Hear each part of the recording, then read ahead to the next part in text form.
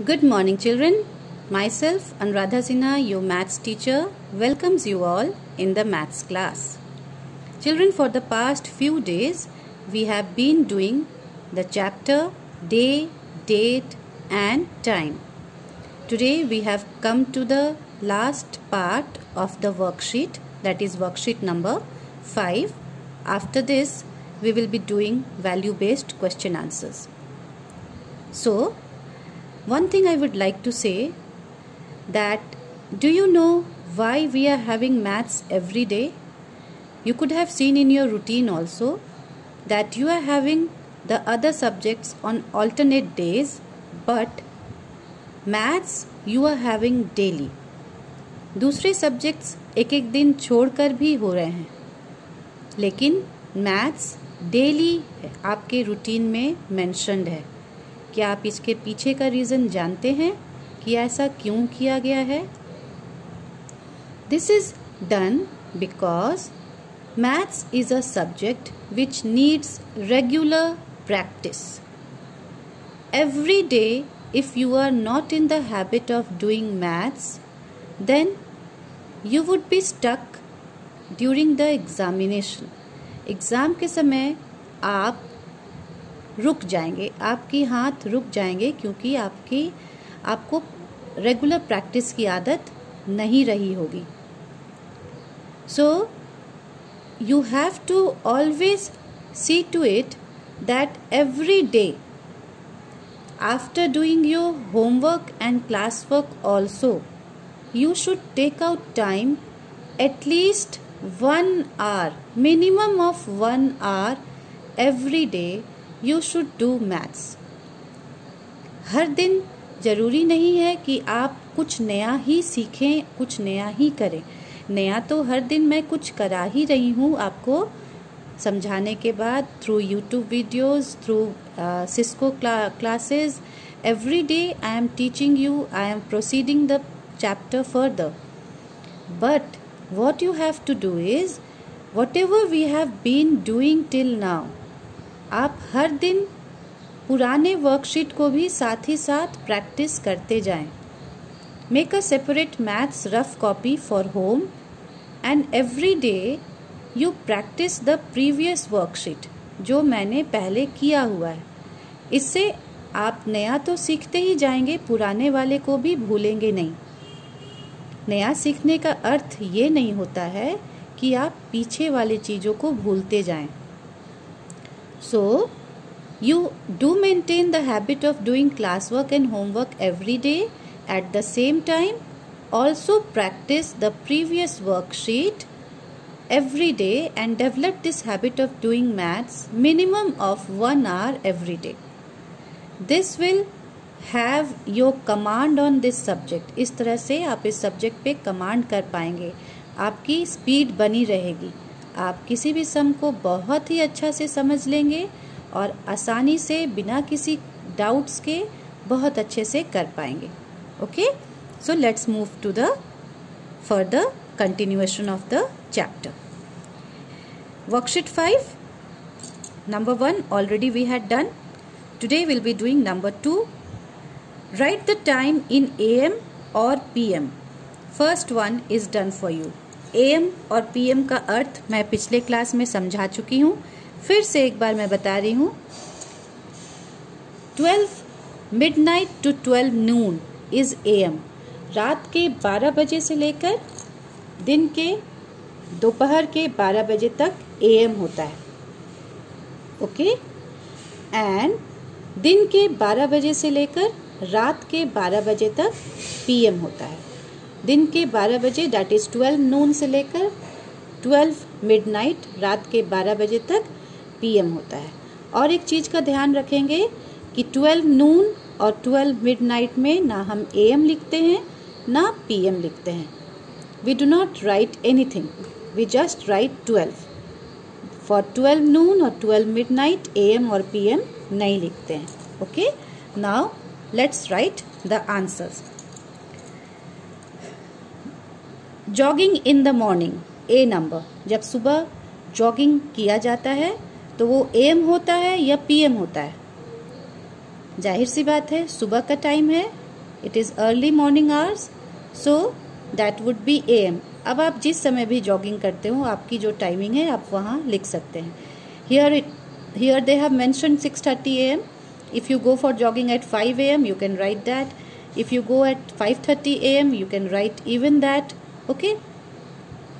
Now many people are not preferring to go out of the house because of the unfavorable condition prevailing. So you try to do it inside your campus only.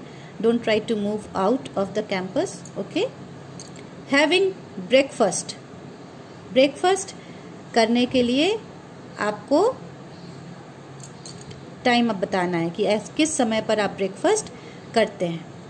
Generally people do breakfast between 7 to 9 AM. So what ever time it is suitable for you. आप जिस समय भी breakfast करते हो 7 AM में करते हैं तो right here 7 AM. If it is 8 AM 8 बजे करते हैं तो 8 AM लिख दीजिए. 7:30 में करते हैं तो 7:30 AM लिख दीजिए. This I am leaving it to you. I am not writing it. मैं आप पे चॉइस छोड़ रही हूँ क्योंकि हर घर के जो ब्रेकफास्ट टाइम लंच टाइम में थोड़ा डिफरेंस होता है. एक घर के दूसरे घर से breakfast lunch time dinner time में थोड़ा सा डिफरेंस होता है. सो आप अपने अपने टाइमिंग को लिखेंगे. Having lunch at 2:30. Now timing already they have given that at 2:30 if you are having lunch then what you are going to write here. इफ 2:30 we are having lunch then what should be written here. 2:30 means दोपहर के 12 बजे के बाद. 12 बजे के बाद PM start होता है. So we will write here 2:30 PM. Next number D, playing in the evening. शाम को खेलना. तो generally children go out to play from 5 o'clock. Okay, 5 to 6:30 is the general timing of playing for the students. So at whichever time you go, you can write your time. If you go at 4:30, you can write 4:30. If you go at 5, you can write 5. If you go at 5:30, you can write 5:30. पर उसमें लिखना क्या है, AM और PM. As it is the evening time, 12 बजे दोपहर के बाद का समय है तो PM होगा. Sleeping at night, 10 o'clock. See, already the time is given, 10 o'clock. तो 10 means 10 night. दोपहर के 12 बजे के बाद का समय है तो PM हो जाएगा 10 PM. Brushing teeth before going to bed. रात को बेड पे सोने जाने से पहले ब्रश करना. तो रात का समय है तो यहाँ पर भी PM होगा. अब आप कितने बजे सोने जाते हैं कि brushing teeth before going to bed. तो 10 PM में they have written the sleeping time. You can write here 10:10 और you can write here 9:45 9:50 whatever time. जिस समय भी आप ब्रश करने जाते हैं सोने के पहले आप वो टाइम लिख दें. This depends on the timing when you go to bed. उससे 10 मिनट पहले का टाइम लिखें. अगर आप 10 बजे सोने जाते हैं तो 9:50 लिख दीजिए. अगर आप 9:30 में सोने जाते हैं तो 9:20 लिख दीजिए.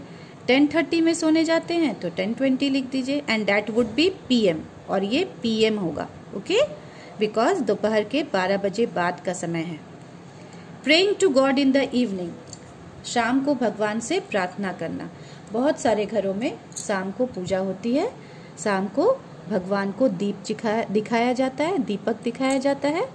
सो when you pray to God in the evening, this is the evening time. That means after 12 o'clock noon. 12 बजे दोपहर के बाद का समय है इसलिए यहाँ पर क्या होगा, PM होगा. अब जिस समय भी मम्मी पूजा करती हूँ घर पर वो टाइमिंग आप लिख दीजिए. If it is 6:30 you will write there 6:30 PM. If it is 6:45 you will write there 6:45 PM. Okay, now this will vary from one student to another. ये एक बच्चे का आंसर दूसरे बच्चे से वेरी करेगा क्योंकि ये डिपेंड करता है कि हर घर में पूजा कितने बजे शाम को होती है. Okay, now this is your class work. आप इसको क्लास वर्क में करेंगे and then you will send it to me. Now come to the next part of the question. This is value based question answer. Page number 77, the next part. First I will explain you this paragraph and then I will explain the related question answers. It was 7:55 AM. सुबह के 7:55 AM हो रहा था. 7:55. Shania reached the bus stop with her father Sania अपने पापा के साथ bus stop पहुंची। She had missed her school bus just by 5 minutes. Sania का स्कूल बस 5 मिनट पहले छूट गया था। Her father dropped her to the school. उसके पापा ने उसे स्कूल छोड़ दिया। Later she also realised that her maths homework was incomplete. बाद में जब वह स्कूल पहुंची तो उसे रियलाइज हुआ कि उसने तो मैथ्स होमवर्क किया ही नहीं है, इनकम्प्लीट वर्क है, पूरा वर्क उसने कंप्लीट नहीं किया है। She recalled that the last evening there were some guests at home. She recalled, उसने याद किया कि मैंने होमवर्क क्यों नहीं किया। तब उसे याद आया कि लास्ट इवनिंग, पिछले दिन शाम को उसके घर पर कुछ गेस्ट आ गए थे।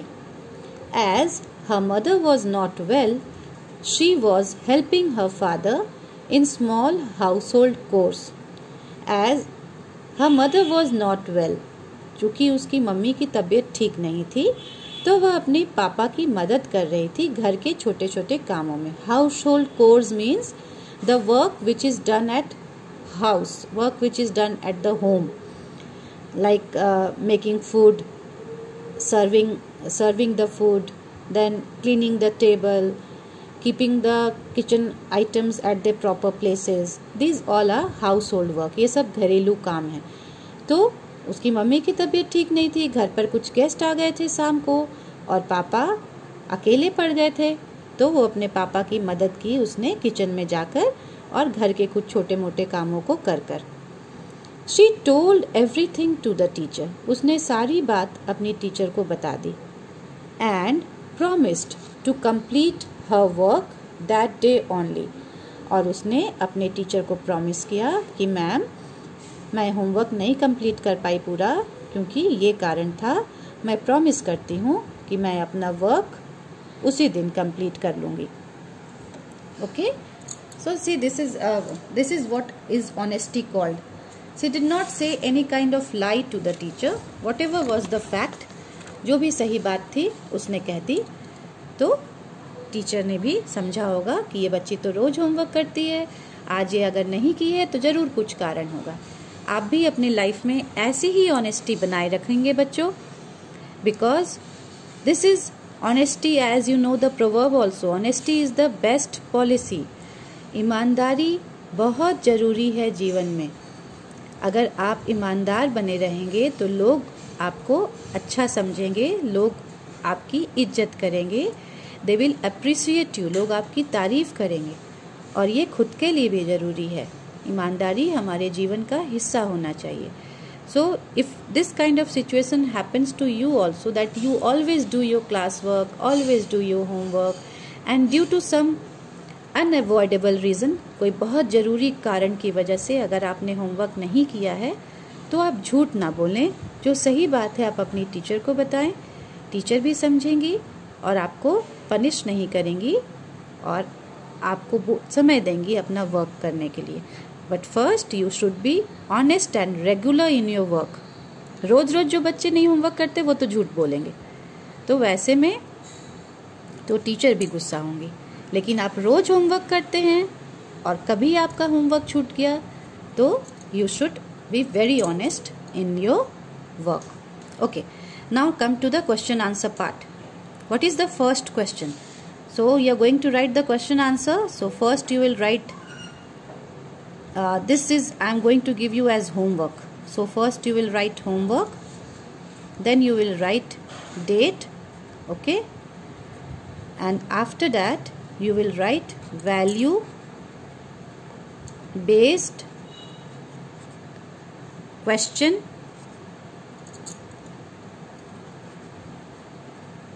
answer.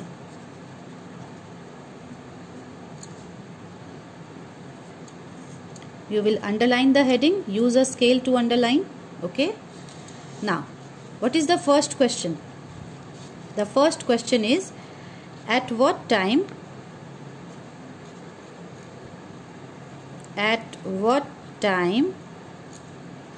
did Sania reach the bus stop. So this is the first question. So what is the time here? It was 7:55 a.m. Sania reached the bus stop with her father.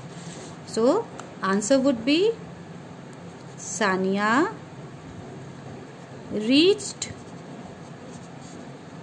the bus stop at 7:55 a.m.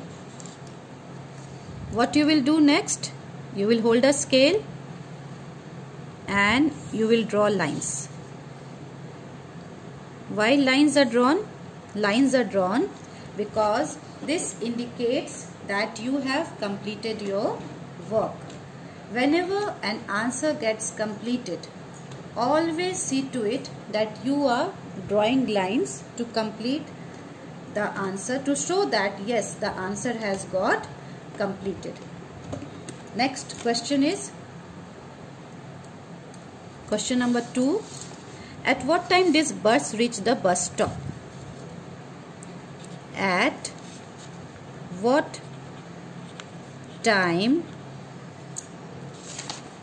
did the bus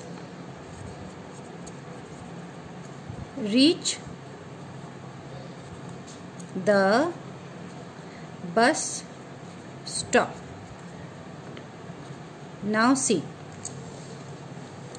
it was 7:55 a.m. when Sania reached the bus stop. But when she reached the bus stop at 7:55 a.m., she had already missed the bus. And by how many minutes she had missed the bus? She had missed the bus just by 5 minutes. You can look at the book which is mentioned here. Look at the second line. It is saying that she had missed the bus just by 5 minutes.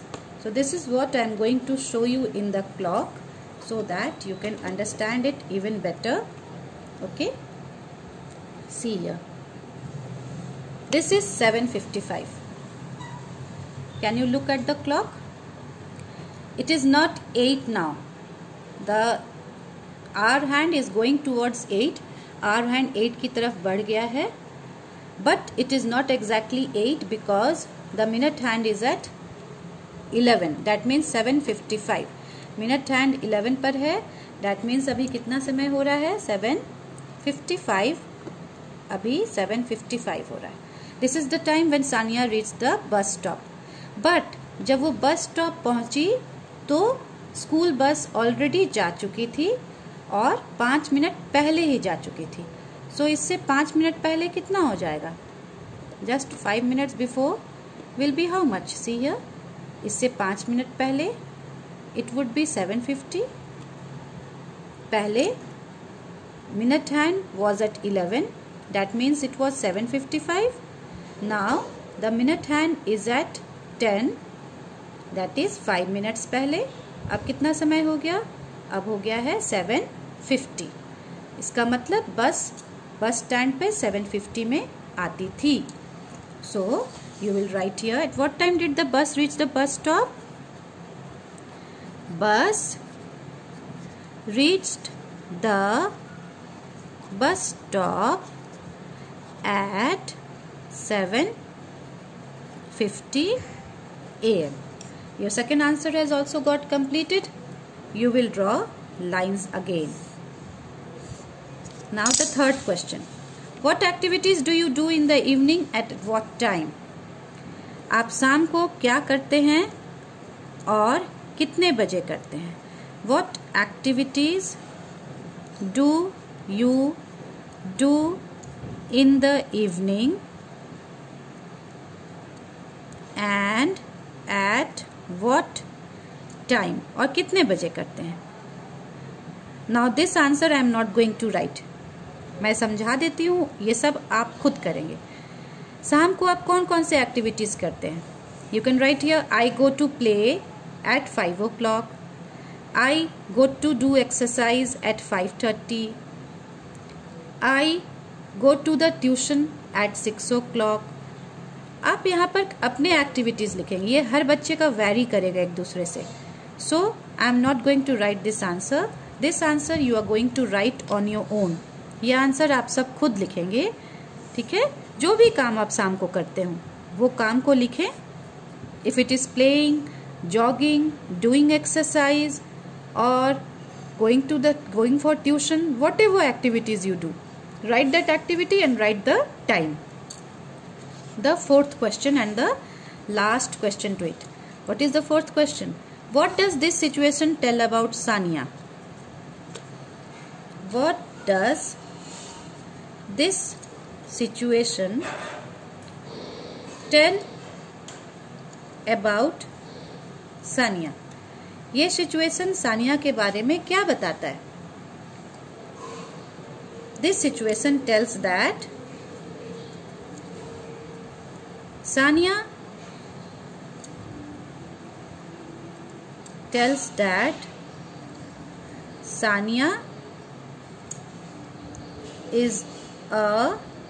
is an honest girl, honest and hard working girl.